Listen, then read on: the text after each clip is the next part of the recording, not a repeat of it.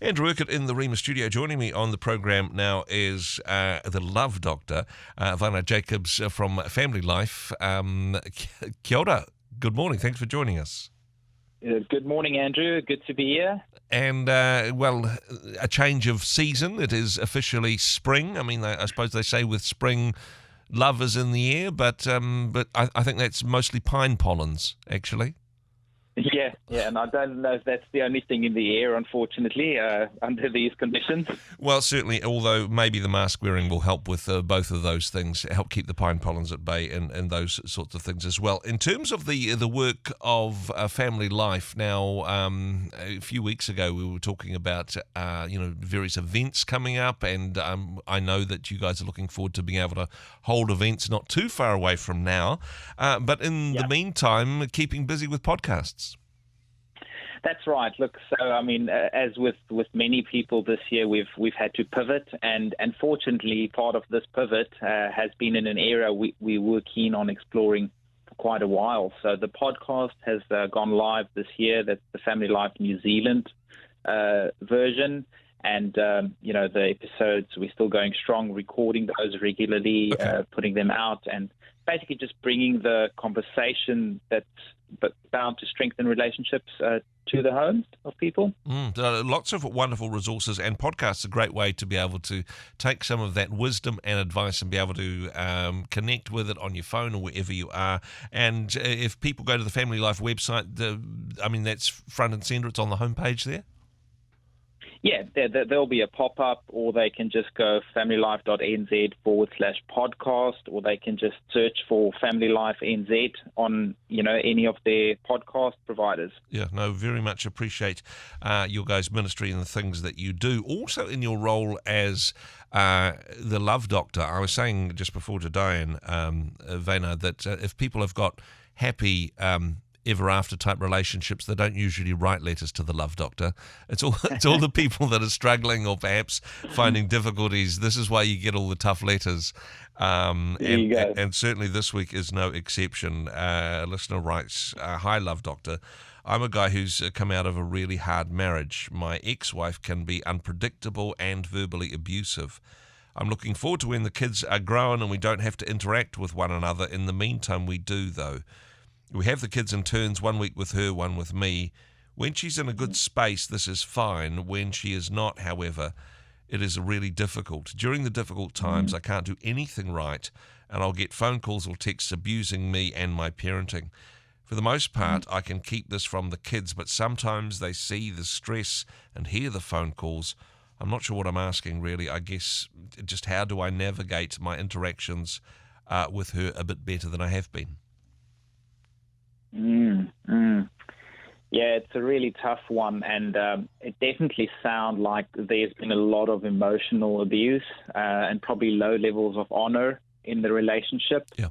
And this was, probably even before they separated or divorced. I'm not quite sure what their stage and age is, but look, I think it's not uncommon, really, to experience what he's experiencing, because, if you just start out with the fact that, this was a relationship that obviously started out with the best of intentions, and somewhere along the line or somewhere down the line, things just turned out much different than what both him and her had anticipated. So it's not uncommon, really. We were rearranging the office here, and just yesterday we read a letter of one of our attendees who came to a weekend to remember a few years ago, and they were saying, I just remember it was nearly 4 years ago when I came to a weekend, and I was ready to either take my life, or get a divorce. Wow.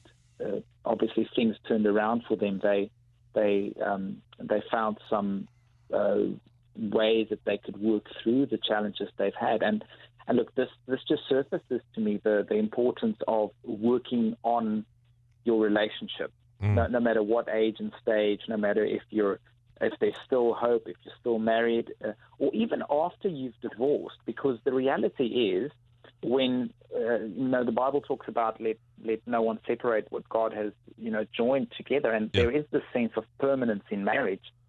Now, okay, people do end up separating and divorcing, there's still an element of relationship involved, I think, especially when there's kids involved. Yeah. So, I mean, if it was difficult to be in a romantic relationship before with kids, I can imagine it's still difficult to be in a relationship because they are in a co-parenting relationship. Yeah. That's just the reality. And the same issues that they've had, apart from a few, the same issues that they had in the relationship are probably the same issues that are getting them down today, even whilst they're apart, but looking after the kids, in different weeks. Yeah. So, I mean, it's one of the hardest things in life to carry emotional abuse, and it sounds like there's a lot of that going on between texts. But I think it's important to remember that other people's words only have the power over us as much as we allow it. Mm-hmm. So, I mean, in this case, for our writer today, I'd say instead of taking the offense, why not try and flip it around? Because if I know that, hey, I cannot control what this other person is saying or doing to me, yep. and obviously he cannot control what space she's in, the one thing he can control is his response mm-hmm. to her. And I'd always encourage people, look, if you're married, going to a counselor or going to a relationship coach or something, investing in your marriage in some way is definitely not a shame. Well, I'd even go as far today as to say, excuse me, yeah. I'd even go as far today as to say, well, perhaps there's hope or perhaps there's scope to even go and work with a professional in terms of the relationship, someone that can help you set up some good boundaries, yep. someone that can help you talk through some challenges or issues, because the reality is they are still in a relationship. Maybe it's no longer a romantic relationship, but they're co-parenting these kids. No, and it's one of those situations where the writer seems to say, hey, look, I wish I didn't have to interact, but because of the relationship with the kids, and potentially, I know for a lot of people, when the relationship is starting to suffer, they're kind of keeping it together for the kids. And, this couple, not so much a couple, are very much in that situation, but whilst stuck in this space, wanting to make the best of it, wanting to say, hey, regardless of what gets thrown at me, I can choose a positive response to this perhaps for the children's benefit. Yeah, and that's the reality, Andrew. We always have a choice, right? And, fortunately, there's that lovely quote that talks about life is 10% of what happens to us, and 90% our attitude and our response to what happens to us. Yeah. And look, if there's a will, you will find a way. And I do think that in this case, it's the reality is you don't just walk away from a marriage, and you don't just walk away from a difficult relationship. Yeah. And even if you do, you still live with the consequences. And in this sense, the consequences to kids that I'm sure both parents really love with all their heart, but there's obviously a lot of hurt involved, even when seeing the kids, and maybe that's a reminder of their failed marriage at that sense. So, I mean, not to place any form of judgment or condemnation on this couple, but I really think that take your life where you are today and start asking the question, hey, what can I do about this? What can I do to turn this around? Can I maybe be a listening ear when my ex is throwing these accusations at me? What's really going on? Remember, hurt people hurt people. Yeah. And so just understanding what's behind those comments, and maybe upskilling in the area of listening, active listening, asking clarifying questions. When she's saying, oh, you're such a lousy parent, well, instead of taking that personally, can you say, well, what makes you say I'm a lousy parent? Or, what did I do that makes you say I'm a lousy parent? Or it's interesting you'd say that. Do you want to tell me more? And, I guess good communication skills is is relevant inside and outside of marriage, actually.